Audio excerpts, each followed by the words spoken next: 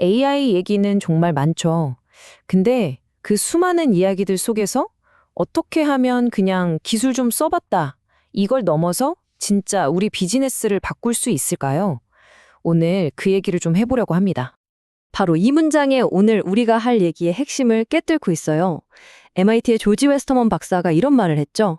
진짜 어려운 건 기술을 도입하는 게 아니라 사업하는 방식을 바꾸는 거다.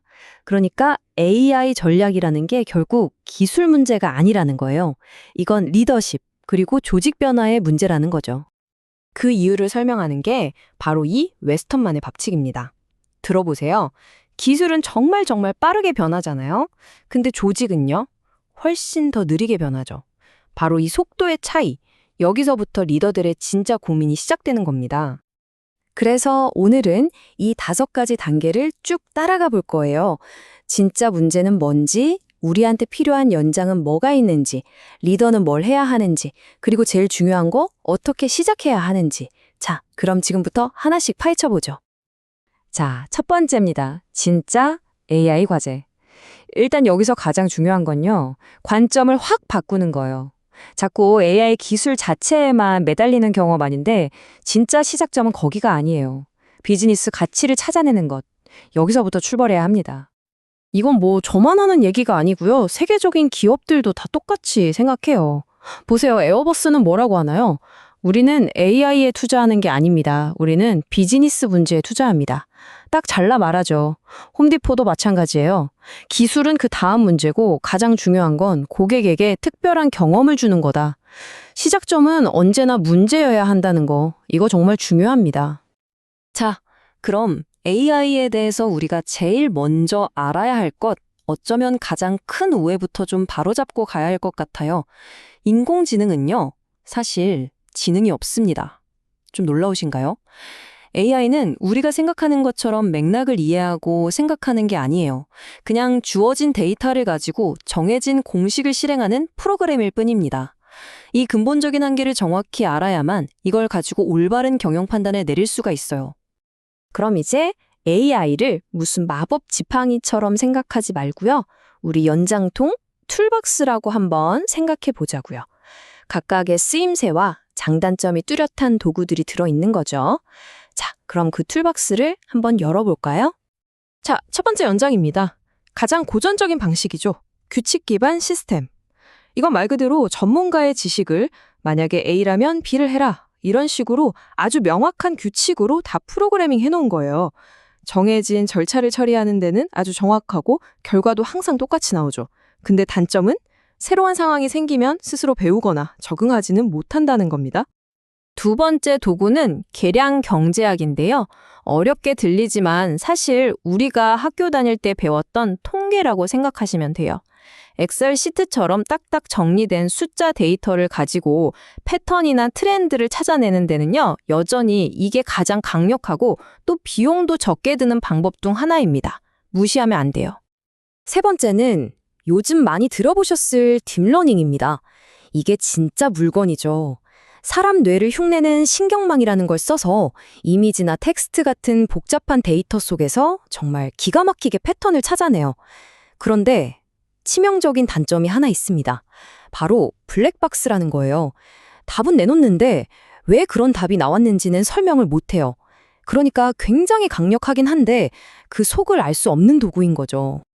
그리고 요즘 가장 핫한 도구죠. 생성형 AI. 이건 다음에 올 단어가 뭘까? 다음에 올 픽셀이 뭘까? 이걸 확률적으로 예측해서 아예 새로운 글이나 그림을 만들어내는 거예요. 창의력은 정말 대단하죠. 하지만 반드시 기억해야 할 게 있습니다. 얘는 때로는 정말 그럴듯한 거짓말, 이걸 환각이라고 하죠. 이런 걸 만들어내고요. 물어볼 때마다 답이 달라질 수도 있다는 점. 이 리스크를 꼭 알고 써야 합니다. 자, 그럼 이 많은 도구들 중에 뭘 써야 할까요? 이 표 하나면 정리가 됩니다. 이게 바로 리더를 위한 의사결정 나침반이에요. 복잡하게 생각할 거 없어요. 딱 2가지만 물어보세요. 첫째, 그 결과를 설명할 수 있는가? 둘째, 결과가 매번 똑같이 나오는가? 이것만 따져봐도 우리 회사 문제에 어떤 AI가 딱 맞는지 감이 와요. 예를 들어볼까요? 금융사기를 잡아내는 일인데 왜 사기인지 설명을 못하면 안 되잖아요.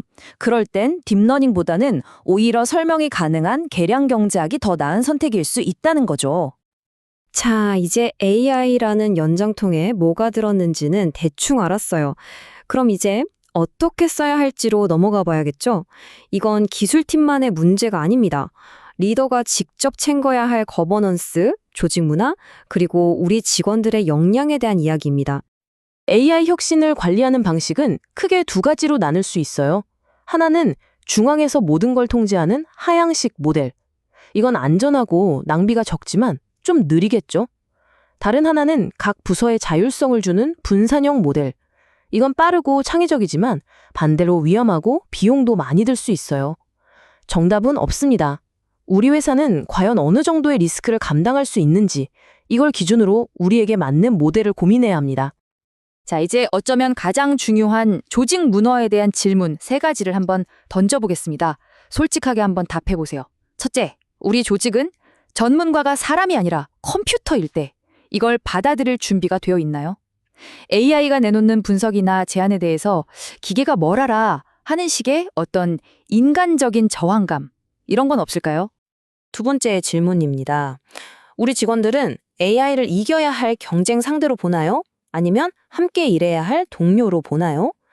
AI의 도움을 받아서 내 일을 더 잘하려는 겸손한 자세, 협력적인 마인드가 없다면요, AI는 그냥 비싸게 사다 놓은 장식품에 불과할 겁니다.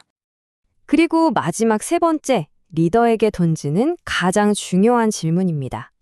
어떻게 하면 직원들이 AI를 내 일자리를 뺏어갈 존재라는 그 두려움에서 벗어나게 할 수 있을까요? 아니야, AI는 내 능력을 몇 배로 키워줄 최고의 파트너야 라고 생각하게 만들 수 있을까요? 바로 이 질문에 대한 답을 찾는 게 리더의 가장 큰 숙제입니다. 자, 좋습니다. 그럼 이제 뭐부터 시작해야 할까요?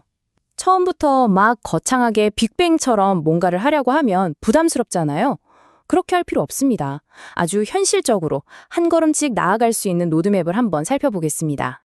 웨스터만 박사가 위험 경사로를 오르는 3단계 모델을 제안하는데요. 이게 아주 현실적이에요. 첫 번째 단계는요, 직원들 개인의 생산성을 높여주는 것부터 시작하는 거예요.